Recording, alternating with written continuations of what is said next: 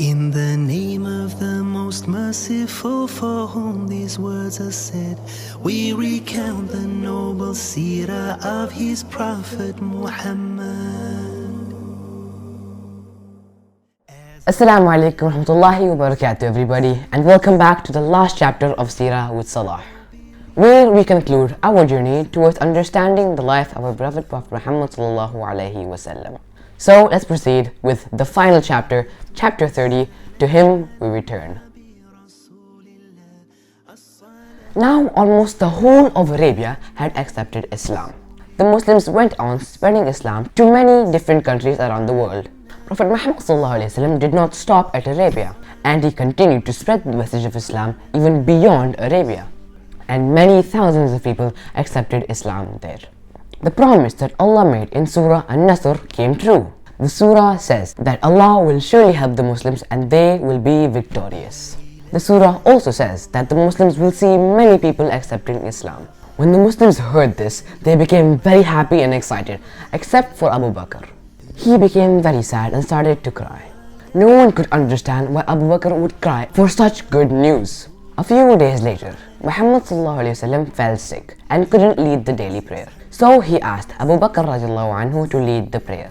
Once Muhammad ﷺ started to feel better, he went to his companions and said that Allah had given him a choice between life and what it had for him, or what Allah had chosen for him. The Muslims were happy to hear this and to see Muhammad ﷺ after he fell sick.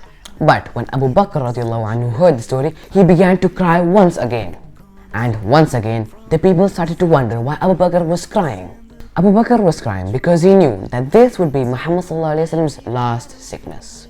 Abu Bakr was crying because he knew something that the Sahabas didn't know. One day, while Muhammad ﷺ was in the mosque with his companions, he told them that he tried to be kind to everyone.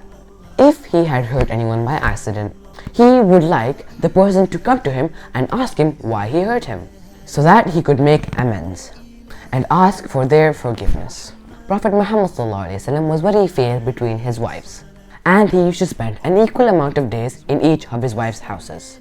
However, since he was weak, he had requested permission from his wives that he would want to spend time only in the house of Aisha radiallahu anha, and they had given him permission to do so. It was during these days that his sickness became even worse, and he sadly passed away on Aisha radiallahu anha's lap. When news of this went around Medina, people were in terrible shock and grief. Some Sahaba didn't even believe the news. With deep sadness and water in their eyes, the Muslims recited a verse from the Quran, Inna lillahi wa inna ilayhi raji'un. In English, to Allah we belong and to Him we return. By this time, Muhammad ﷺ had already established Islam in Arabia and the fact that there is one God. And he also created a group of men, women and children who were to carry on the message of Islam outside Arabia and to all other parts of the world through the Quran and through the teachings of Muhammad ﷺ called Sunnah. Muhammad ﷺ played many roles in his life. He was a prophet of Allah, the final prophet in fact. He was a husband, he was a friend, he was a military commander, he was a leader politically and spiritually. And he played all these roles in the best way possible. And that is why he is considered by Muslims and many non-Muslims as well as the best and most influential person in this world that has ever lived. With these messages, we come to the end of the series Seerah with Salaah. It has been a very educational experience for me, and I hope it has been the same for you as well. Anything correct that I have said in this series is from Allah. Whereas if there are any mistakes that I have made, it is from me. And I seek your forgiveness and forgiveness from Allah. So I hope you enjoyed the final chapter and the series of Seerah with Salaah. I hope you enjoyed it, and I'll see you soon inshallah. Assalamu alaikum warahmatullahi wabarakatuh. As an